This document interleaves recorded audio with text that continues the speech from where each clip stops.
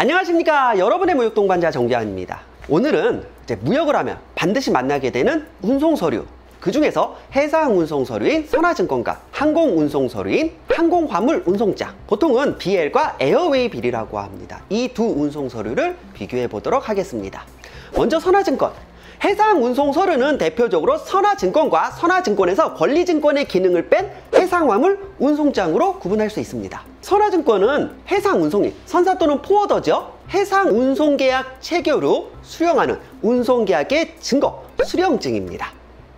선화증권만이 가지고 있는 독특한 특징으로는 권리증권이 있습니다. 권리증권이란 무엇이냐? 선화증권에 기재된 수화인이 반드시 선화증권 원본을 가지고 있어야만 물품을 수령할 수 있습니다. 이것이 권리증권이고, 한마디로 선화증권을 분실한다는 건 그 물품을 분실한다는 것과 동일한 의미입니다. 선화증권 분실하게 되면 아주 골아픈 문제가 발생하게 됩니다. 그래서 등장한 것이 해상화물 운송장, 보통 시웨이 비리라고 부르는 그것입니다. 해상화물 운송장은 무엇이냐? 선화증권에서 권리증권성의 기능을 제거한 것입니다. 유통불능 기명식으로 발행되기 때문에 운송 물품이 목적지 도착했을 때 수화인이 해상화물 운송장 원본을 가지고 있을 필요가 없습니다. 이건 제가 맞습니다라고 본인 확인만 하면 물품을 수령할 수 있습니다. 그래서 해상운송 서류는 권리증권인 선화증권으로 시작해서 권리증권성의 기능을 제거한 해상화물 운송장으로 발전해 왔습니다. 우리나라는 실질적으로 해상화물 운송장을 거의 사용하지 않고 선화증권에서, 즉 원본 선화증권을 운송인에게 반납하면서 권리증권성의 기능을 포기하는 서렌더 BL, 즉 BL을 서렌더하는 방식을 조금 더 활용하고 있습니다. BL의 서렌더에 대해서는 다음 기회에 더 상세히 다루어 보도록 하겠습니다. 항공운송서류는 항공화물 운송장, 우리가 에어웨이 비리라고 부르는 그것 딱 하나밖에 없습니다. 물론 사람에 따라서는, 국가에 따라서는 에어 컨사이먼트 노트라고 하는 경우도 있지만 에어웨이 비리라고 하건 에어 컨사이먼트 노트라고 하건 생겨먹은 게 똑같습니다. 왜요? IATA, IATA 국제항공운송기구죠. IATA에 위과하여 형식과 양식이 통일되어 있기 때문에 이것을 에어웨이 비리라고 하건 에어 컨사이먼트 노트라고 하건 생겨먹은 게 똑같습니다. 자, 그래서 항공화물 운송장은 누가 뭐라고 표현을 하건 단일 서류임을 명심하여 주시기 바랍니다. 항공화물 운송장의 특징은 무엇일까요? 항공운송의 특성상 지구 끝에서 우리나라까지 도착하는데 24시간이 걸리지 않습니다. 자, 그렇기 때문에 항공화물 운송장은 배설을 통한 양도, 즉 유통 가능이 필요가 없기 때문에 유통불능 기명식으로 발행되는 것이 원칙입니다. 자, 그렇기 때문에 화물이 도착했을 때 해상화물 운송장과 동일합니다. 본인 확인만 끝나면 물품을 바로 수령할 수가 있습니다. 자, 그러면 선화증권과 항공화물 운송장의 특징이 무엇인가? 실무적인 부분에서도 관심을 많이 가지겠지만 실질적으로 시험에서 굉장히 많이 출제되는 부분, 아마 수험생분들이 훨씬 더 관심을 많이 가지지 않을까 합니다. 그럼 도대체 선화증권과 항공화물 운송장의 차이점은 무엇일까요? 첫 번째, 유통 가능과 유통 불능입니다. 선화증권은 배설을 통해 3자에게 수화인을 변경하여 양도, 즉 유통할 수 있습니다. 권리증권이기 때문에 배설을 통한 유통성이 가장 큰 특징이고요. 항공화물 운송장은 원칙적으로 기명식으로 발행되며 유통 가능성이 인정되지 않습니다. 배설을 통해 유통이 인정되지 않기 때문에 기명된 수화인 본인만이 물품을 수령할 수가 있습니다. 아니, 그럼 이 물품을 3자한테 양도하고 싶을 때는 어떻게 해야 되는 거죠? 선화증권처럼 배설을 통해 선화증권 자체를 양도하는 것이 아니라 물품을 수령한 다음에 물품을 양도하시면 됩니다. 즉 운송서류를 양도할 수는 없습니다. 항공화물 운송장은 유통불능 기명식으로 발행된다라는 특징이 있구나. 두 번째, 발행 원본의 차이입니다. 선화증권은 원본이 몇 통으로 발행되나요? 라고 물어보면 전부 다 3통으로 발행된다라고 합니다. 실무적으로는 예외 없이 3통이지만 법적으로 3통은 아닙니다. 선화증권은 원본을 1통만 발행할 수도 있고 2통을 발행할 수도 있고 3통을 발행할 수도 있고 더 많은 원본을 발행할 수도 있습니다. 하지만 역사적인 이유 때문에 3통으로 발행되는 것이 관행이 되었고, 그래서 딱히 아무런 말이 없으면 3통으로 발행이 됩니다. 그럼 3통으로 발행되는 게 법적으로 정해진 게 아니라고 하는데, 그럼 2통이나 4통 발행됐을 때는 어떻게 하나요? 자, 그래서 법적으로 규정하고 있는 것은 하나입니다. 그래서 선화증권에는요, 원본을 몇 통으로 발행하든 자유이지만 발행된 원본 통수를 적으라고 기재하고 있습니다. 만약 선화증권 하단에 넘버 오브 오리지널 란이 있습니다. 거기에 1이라고 적혀있으면 원본이 한 통만 발행됐다는 것이고 여기에 3이라고 적혀있으면 원본이 3통으로 발행됐다는 것입니다. 자, 그래서 신용장 거래나 이런 데서 원본 전통 풀셋을 제시하라고 하면 무조건 3통을 말하는 게 아니라 선화증권의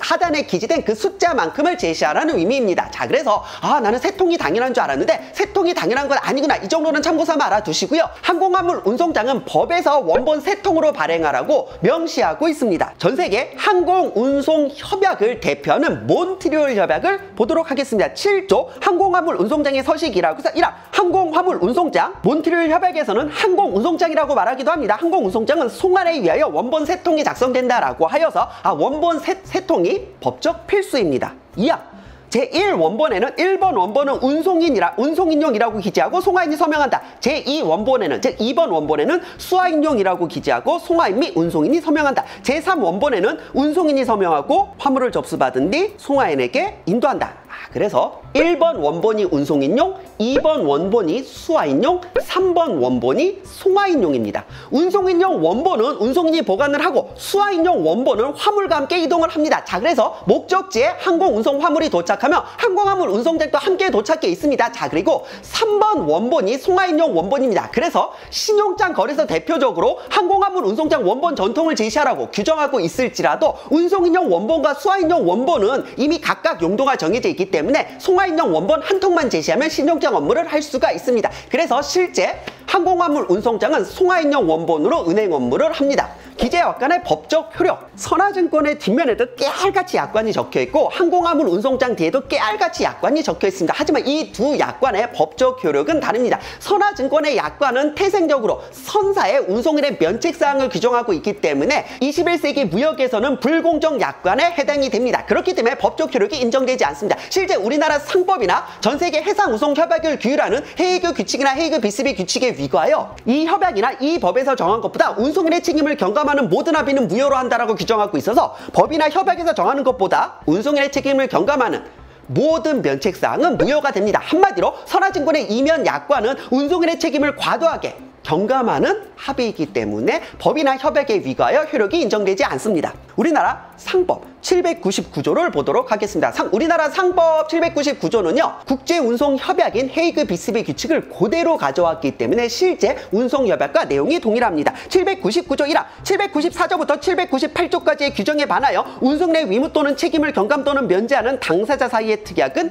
효력이 없다라고 규정하고 있어서 실제 선화증권의 이면 약관은 법적인 효력이 인정되지 않습니다. 거의 예외 없이 무시되기 때문에 선화증권의 이면 약관은 괜히 읽고 해석하셔서 마음 아플 일이 없도록 하시면 될 것 같습니다. 읽어봤자 어차피 운송인이 책임 안 진다는 내용밖에 없기 때문에 굉장히 마음이 아플 거고요. 하지만 그런 내용 대부분 우리나라 상법이나 운송협약에 위과하여 효력이 인정되지 않기 때문에 안심하셔도 됩니다. 하지만 항공운송협약은 다릅니다. 항공운송협약의 그 이면 약관은 전 세계를 지배하는 몬트리올 협약의 그 협약을 그대로 가져온 것이기 때문에 참고로 우리나라 상법의 항공편도 몬트리올 협약을 그대로 가져왔습니다. 즉 우리나라 상법도 몬트리올 협약이고 전 세계 항공운송협약을 지배하는 것도 몬트리올 협약이고 항공화물 운송장의 이면 약관도 몬트리올 협약이기 때문에 항공화물 운송장의 이면 약관은 그대로 법적 효력이 인정된다라고 보시면 될 것 같습니다. 몬트리올 협약 26조에 위과하여 비슷한 내용이 있습니다. 운송인의 책임을 경감하거나 또는 이 협약에 규정된 책임 한도보다 낮은 한도를 정하는 어떠한 조항도 무효다. 자, 그래서 항공화물 운송장의 이면 약관에 몬트리올 협약에서 정하는 것보다 운송인의 책임을 낮추는 경감하는 모든 합의는 무효로 된다라고 경고를 하고 있기는 한데 이 조항이 적용된 일은 많지 않습니다. 왜요? 항공화물 운송장의 약관 그 자체가 몬트리올 협약과 동일하기 때문입니다. 세 번째, 보험증권으로서의 기능.